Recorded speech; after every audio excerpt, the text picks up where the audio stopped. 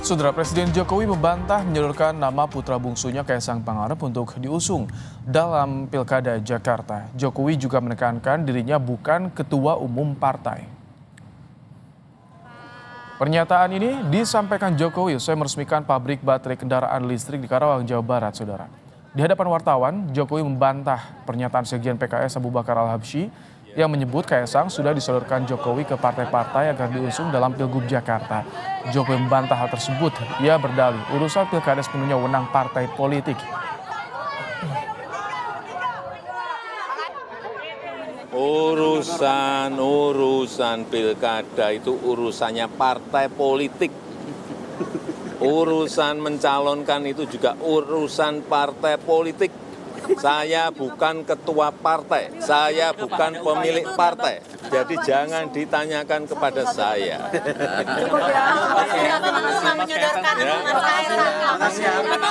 Saya tidak pernah menyodorkan kepada siapapun, kepada partai juga tidak pernah. Tanyakan ke partai-partai. Ya. Di tempat yang berbeda, Wakil Presiden terpilih Gibran Rakabuming Raka juga buka suara terkait adik kandungnya yang juga Ketua Umum PSI Kaisang Pangarep yang diusulkan maju di Pilkada Jakarta atau Jawa Tengah. Gibran hanya menanggapi singkat dengan kalimat, "Tanya Kaisang." Jakarta atau Jawa Tengah nih Mas, setuju? Tanya Kaisang. Tanya Kaisang sendiri ya. Presiden Jokowi akhirnya membantah langsung pernyataan Sekjen PKS soal Kaisang yang sudah disodorkan Jokowi ke sejumlah partai politik. Lantas siapa yang berbohong? Kita akan bahas bersama dengan tenaga ahli utama KSP Ali Mokhtar Ngabalin. Ada juga politisi PD Perjuangan Muhammad Guntur Romli dan dosen ilmu politik Universitas Paramadina Ahmad Khairul Umam. Selamat sore Mas Umam, Bang Guntur. Selamat sore. Nanti kita juga menunggu untuk bergabungnya Pak Ngabalin sore. Oh, udah join nih tampaknya. Selamat sore, Assalamualaikum Pak Ngabalin dengan Ibrahim. Ya, Waalaikumsalam warahmatullahi wabarakatuh. Baik, saya yang pertama ingin ke Bang Guntur. Bang Guntur, Jokowi sudah bantah ucapan Sekjen PKS dengan ton yang suara tegas. Jadi memang harusnya PKS yang jawab soal ini, tapi politisi PDIP ini tempat Pak Jokowi bernaung nih Bang Guntur. Apa penilaian Anda atas bantahan Jokowi ini terkait dengan tidak ada cawe-cawe atau mendukung mengusulkan Kaisang ke parpol? Ya, kalau soal menyodorkan nama Kaisang ke partai politik, terus terang kami juga tidak tahu, karena memang PDI Perjuangan tidak pernah disodorkan nama Kaisang. Kalau sebelumnya kami juga pernah ditanya, saya sendiri pernah ditanya tentang misalnya paket Anies sama Kaisang, kami tegaskan kami tidak tertarik. Jadi mungkin benar kalau ke PDIP memang tidak pernah menyodorkan nama Kaisang terkait Pilkada DKI. Namun kalau terkait dengan parpol-parpol yang lain ya mungkin bisa ditanyakan kepada partai politik yang bersangkutan. Tetapi kalau kita melihat pola, ini kan melihat pola apa yang terjadi pada tahun yang lalu, kemudian juga terkait dengan misalnya pernyataan Pak Jokowi yang memang selalu bersayap, atau orang malah mengatakan sen kanan tapi malah belok kiri. Misalnya kasus waktu itu terus membantah soal pencapresannya Gibran dengan alasan tidak cukup umur, masih wali kota 2 tahun, tapi kan ternyata juga dimajukan. Ya kalau orang melihat dari rekam jejak, nah makanya orang melihat apakah orang bisa dipercaya atau orang itu bohong, kan lihat saja rekam jejaknya. Tapi sekali lagi saya tegaskan kalau terkait nama Kaisang disodorkan kepada PDI Perjuangan itu tidak ada. Nah kalau dengan terkait parpol-parpol lain silakan ditanyakan. Tapi kalau lihat rekam jejak dari pernyataan-pernyataan Pak Jokowi, saya kira rakyat sudah bisa menilai sendiri. Gitu. Bang Ngabalin, soal tanggapan atau bantahan dari Pak Jokowi hari ini bagaimana Anda melihat tadi jika disinggung soal rekam jejaknya, polanya sama seperti di Pilpres kemarin, bagaimana Anda melihatnya soal ini, Bang Ngabalin? Ya, terima kasih. Kalau politisi pasti mengerti bahwa politik itu sangat dinamis. Bagi posisi Mas Gibran sekarang, tentu saja bahwa yang bersangkutan adalah ketua partai politik. Mas Kaisang, Pak Ngabalin, Mas Kaisang, Iya, bukan Gibran ya? makanya Mas Kaisang ya, Iya, ya. beliau ketua umum partai politik. Karena ketua umum partai politik, maka tingkat pembicaraan, tingkat komunikasi yang terkait dengan posisi beliau sendiri tentu saja dengan sangat amat mudah. Tapi kalau untuk Jokowi dalam kapasitasnya kemudian menyodorkan, membawa-bawa anaknya ke sana kemari untuk dicalonkan, saya kira terlalu berlebihan lah. Kayak orang apa ya? Kenapa dalam hal politik begitu takut atau dalam hal politik orang begitu skeptis? Nggak dong. Sebagai politisi itu semua orang tahu dan mengerti.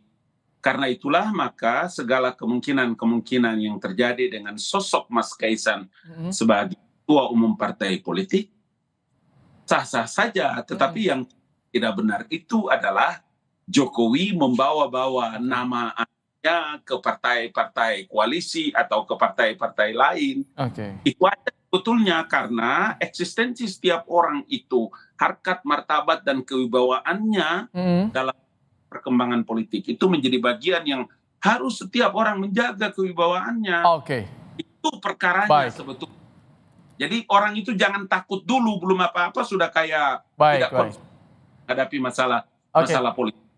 Kalau Mas Umam membacanya bagaimana nih? Kaisang memang tadi singgung ketua umum partai politik, tapi dalam dunia politik praktis kan ini masih baru. Apakah Anda melihat masuknya nama Kaisang ini atau dimintanya Kaisang oleh parpol di Kim ini karena ada pengaruh Jokowi atau parpolnya manfaatkan Jokowi efek, atau memang natural saja menurut Anda, Mas Umam? Ya, Mas Ibrahim, ini adalah bagian dari sebuah dinamika politik praktis ya. Kalau misal kita cermati dari statement Pak Jokowi, tampaknya beliau cukup yakin, cukup sure bahwa apa yang ditudingkan dalam konteks letter law, menawarkan, menyodorkan nama Kaisang kepada partai, sepertinya memang tidak dilakukan. Dan dalam konteks tradisi politik Jawa, hal itu kemudian seringkali tidak ditemukan model-model praktik seperti itu. Tetapi seperti yang disampaikan oleh Mas Guntur, bahwa pola yang terjadi seringkali kemudian dibaca sebagai lanjutan dari pola permainan ke depan. Nah, di dalam konteks ini, memang bagaimanapun juga kekuatan-kekuatan politik tidak akan melihat Kaisang bukan semata-mata sebagai ketua umum partai yang dalam konteks DKI Jakarta tentu memiliki modal yang cukup memadai, 7% itu something. Tetapi semua kekuatan itu juga akan memperhitungkan Kaisang sebagai bagian dari keluarga inti Pak Jokowi yang kemudian merujuk pada pengalaman di pemilu termasuk dalam konteks pilpres barangkali diharapkan kemudian bisa menghadirkan sebuah efek kekuatan elektoral yang memadai. Baik dalam konteks konsolidasi kekuatan partai, dalam infrastruktur pemenangan partai politik di koalisi, maupun barangkali yang kemudian dianggap sebagai rival-rival politiknya, sebagai upaya untuk eksploitasi kekuatan yang tidak terlihat. Nah, situasi ini yang tampaknya perlu kita cermati betul. Apakah misalnya statement dari Sekjen PKS itu betul-betul sifatnya adalah faktual, ataukah itu adalah bahasa kias yang kemudian memang digunakan oleh Sekjen PKS untuk melakukan political attack atau serangan terhadap kredibilitas dalam konteks ini adalah lingkaran istana presiden itu sendiri, Mas Ibrahim. Baik, Bang Guntur, ini 5 hari lalu Sekjen Gerindra Ahmad Muzani bilang memang ada pembahasan nama Kaisang dengan Jokowi dibahas dengan parpol Kim, dipasangkan dengan sosok kuat di Jakarta. Ini apakah ini bisa dibilang parpol dapat arahan dari Jokowi atau parpol yang bisa memanfaatkan Jokowi efek menurut Anda nih, yang pernah bersama Jokowi nih, PDIP? Ya, saya kira memang, ya Mas, saya kira memang semua punya kepentingan ya. Baik partai sendiri ataupun Jokowi sendiri, saya kira memang punya kepentingan. Termasuk juga Kaisang. Jadi kalau tadi Pak Mukhtar Ngabalin menyampaikan bahwa tidak terkait dengan Pak Jokowi, saya kira tidak bisa dilepaskan juga seorang Kaisang dengan Jokowi. Bagaimanapun putranya, dan juga itu jelas. Misalnya kita bisa lihat saja Kaisang yang baru 2 hari menjadi anggota PSI tiba-tiba menjadi ketua umum PSI.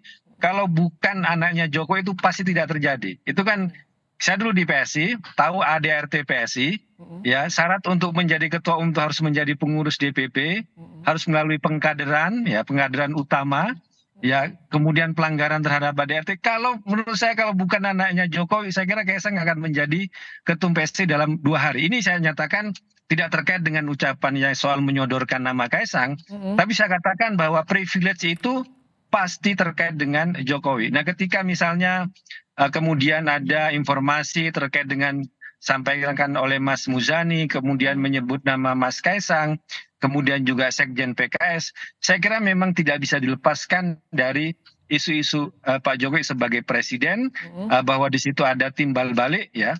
Saya kira bukan kalau versinya Pak Zulhas, ya ketua PAN, kan katanya malah dia yang menyebutkan nama Kaisang di depan Jokowi. Tapi kan waktu itu Pak Jokowi yang mengatakan jangan. Tapi kata-kata jangan itu kan dibantah juga oleh Kaisang, bahwa Zulhas juga tidak benar bahwa mengatakan bahwa Jokowi menolak Kaisang di Jakarta, ya kan? Tapi sekarang tiba-tiba ada isu Kaisang disodorkan ke parpol untuk di Jakarta. Kemudian kita ngelihat sekarang bagaimana Gibran juga rajin kemana-mana di Jakarta, bagi-bagi susu, bagi-bagi buku, padahal Pilpres sudah lewat. Ini apakah ada kaitan juga dengan Kaisang? Publik silakan menilai. Dan juga saya katakan soal rekam jejak juga yang tadi. Jadi kita akan melihat apakah dengan dinamika yang terjadi saat ini bisa dipastikan Kaisang ikut dalam bursa Pilkada Jakarta atau tidak. Kita akan bahas nanti usai jeda. Bang Ngabalin, Bang Guntur, Mas Umam, tetap bersama kami di Kompas Petang. Bantahan Jokowi yang menyuruhkan nama Kaisang kepada parpol untuk dimajukan dalam Pilkada Jakarta. Kita masih bersama dengan Bang Guntur Romli, Pak Mukhtar Ngabalin, dan juga Mas Khairul Umam. Bang Ngabalin, jadi tadi disinggung juga oleh Bang Guntur, tak bisa dilepaskan pengaruh Jokowi ini terhadap dinamika yang terjadi terhadap Kaisang di Pilkada Jakarta. Jadi kalau misalkan publik membacanya seperti ini, ada kesan cawe-cawe dong Pak Ngabalin? Ya, siapa yang bisa bilang bahwa kehadiran Kaisang tidak berpengaruh dengan Jokowi, kehadiran Puan Maharani tidak berkaitan dengan Ibu Mega, kehadiran AHY tidak berkaitan dengan SBY, kehadiran anak-anak mantan presiden, wapres, dan lain-lain itu tidak ada kaitannya dengan bapaknya, ibunya. Ini satu fakta kan? Tetapi dalam posisi ini saya ingin mengatakan bahwa posisi Kaisang itu adalah ketua umum partai politik. Saya mau kasih tahu bahwa setiap partai politik memang secara de facto de jure itu ada internal undang-undang, termasuk mungkin di PSI dan lain-lain.